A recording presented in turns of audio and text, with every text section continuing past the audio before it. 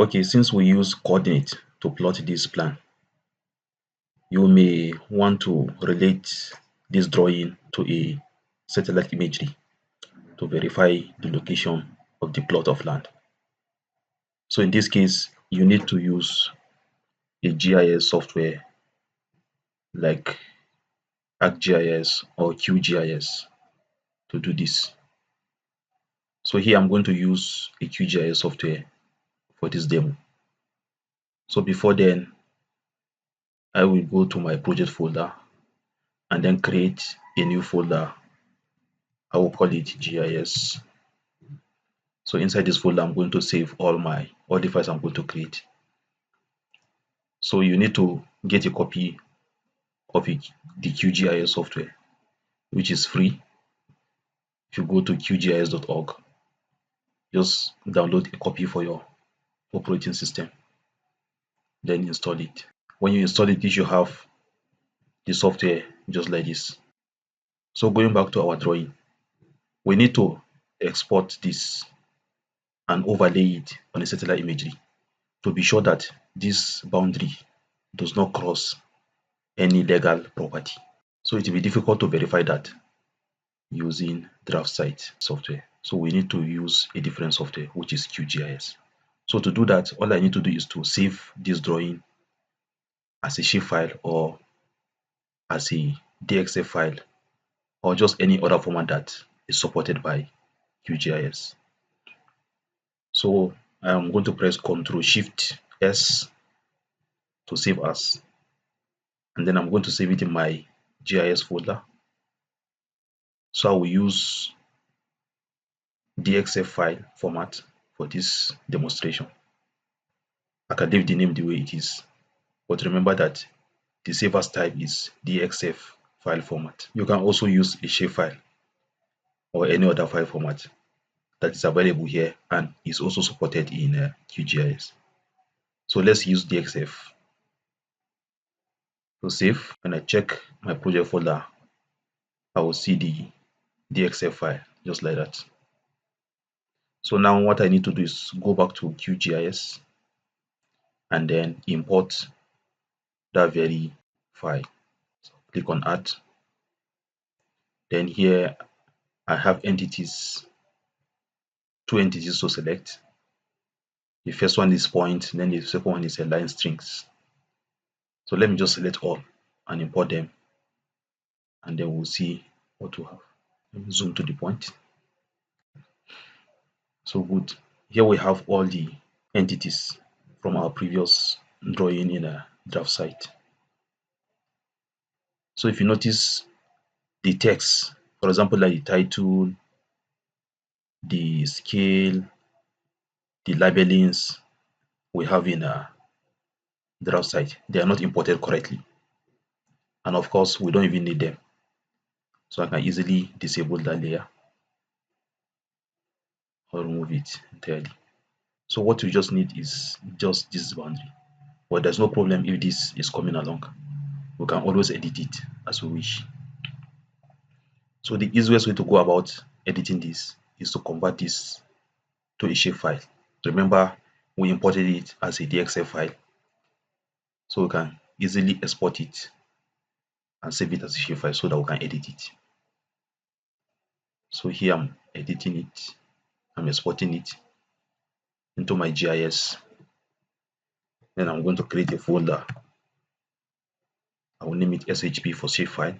Then I will name the file as site plan. I think the name was 002. So shapefile as site plan 002. Then click on save.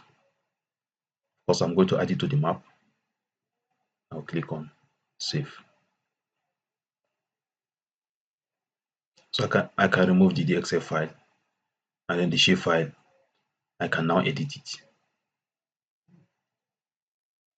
So basically what I need to remove are these. I'll just select the features I need to remove and then click on the delete button and click on the delete button. So this is a shapefile with the type lines. So this is a line shapefile.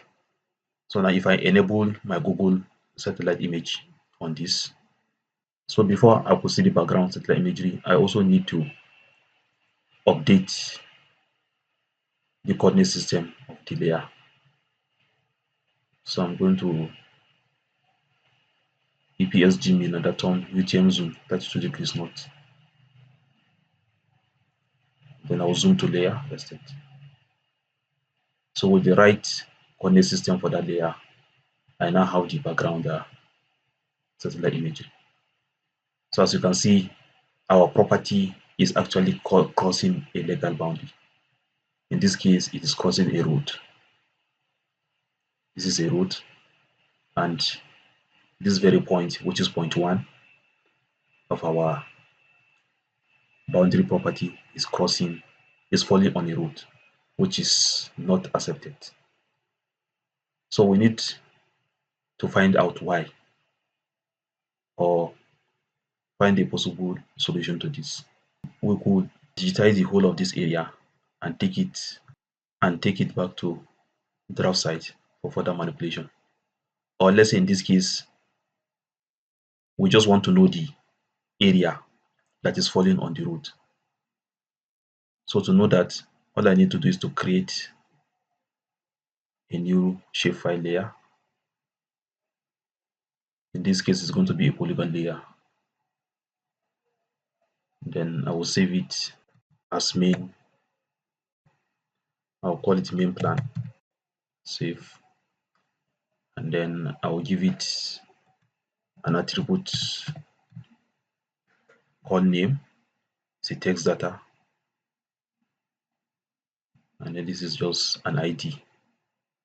If I wish I could remove it, but let me just leave it the way it is.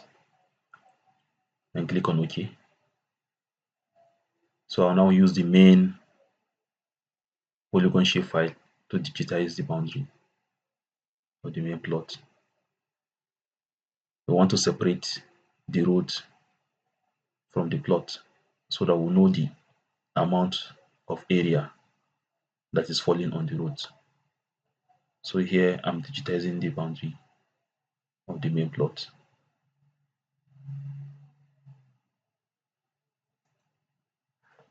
Then the ID could just be 1. And this is, of course, the main plot. Click on OK. So here we have it. I will stop the editing, and then I'm going to make it hollow. Instead of the brush, I'm going to make it hollow. Then they change the color of the keystroke tool. And here I'm going to increase the, so here we have it. You can also move it to the bottom. So this is the actual boundary of the area where this plot is covered from. So here, all we need to know is, we want to know this extent, the size of this area that is falling on the road. So there's a tool for measuring area here. You don't even need it. You don't even need to take it back to draft site. So just pick your unit, click, and then click around the portion you want to get the area for. The area is 34.407 meters square. Let me take it to hectares.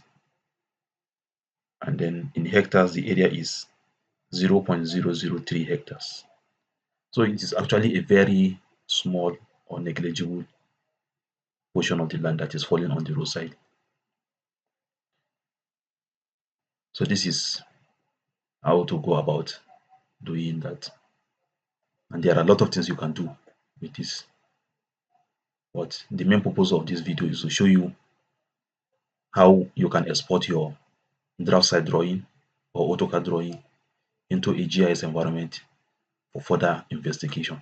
So here we are able to export our drawing from draft site into a GIS environment, and then we notice that one of the point is actually crossing a legal boundary, and we're able to find out the area of the legal of the area that is falling off the legal boundary.